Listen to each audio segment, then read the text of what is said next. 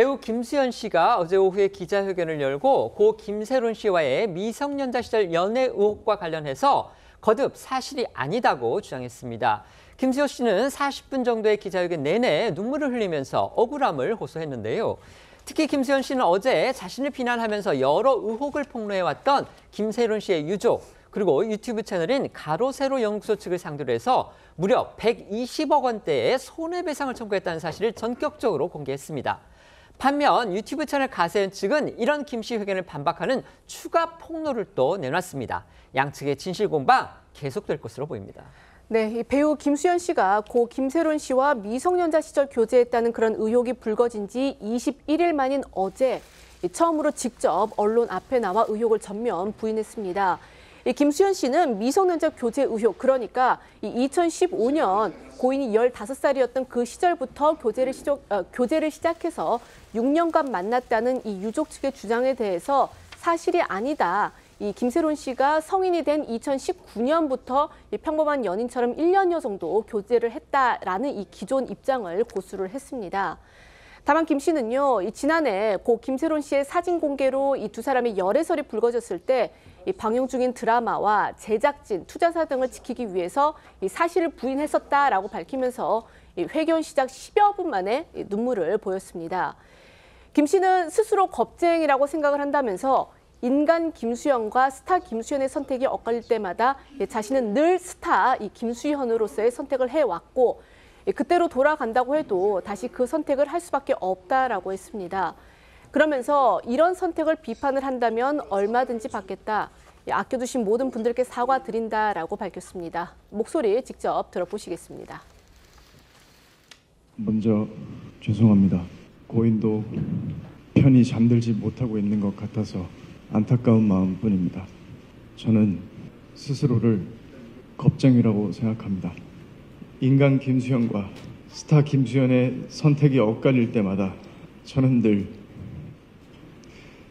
스타 김수현으로서의 선택을 해왔던 것 같습니다. 김수현 씨는 김세론 씨 유족 측이 이제 세론 씨가 고인이 미성년자였을 때 두 사람이 사귀었다 이런 증거를 공개했던 SNS 메시지 등에 대해서 이건 일부 조작된 가짜다 또 이렇게 주장했습니다. 네, 김수현 씨는 유족 측이 증거로 제시한 SNS 메시지를 모 검증기관에 보내서 2016년과 2018년 대화 속 고인의 대화 상대는 동일 인물이 아니라는 감정 결과를 받았다고 주장을 했는데요. 그러면서 앞으로 유족 측이 증거로 내세우는 모든 것들에 대해 수사기관을 통해 철저히 검증하는 절차를 받겠다고 밝혔습니다. 또 고인의 음주운전으로 발생한 손해배상 금액 중 소속사가 대신 부담한 7억 원의 채무를 갚으라는 압박이 고인의 비극적인 선택의 이유가 됐다는 의혹에도 거짓말이라고 주장을 했는데요. 김수현 씨 해명 듣고 오시죠. 저는 고인이 미성년자이던 시절 교제를 하지 않았습니다. 고인의 채무를 압박했기 때문에 비극적인 선택을 했다는 것 또한 사실이 아닙니다. 제가 고인과 교제했다는 것을 빌미로 가짜 증언과 가짜 증거가 계속되고 있습니다. 또 무엇을 폭로하고 외국께서 저를 살인자로 몰아갈지 두렵습니다.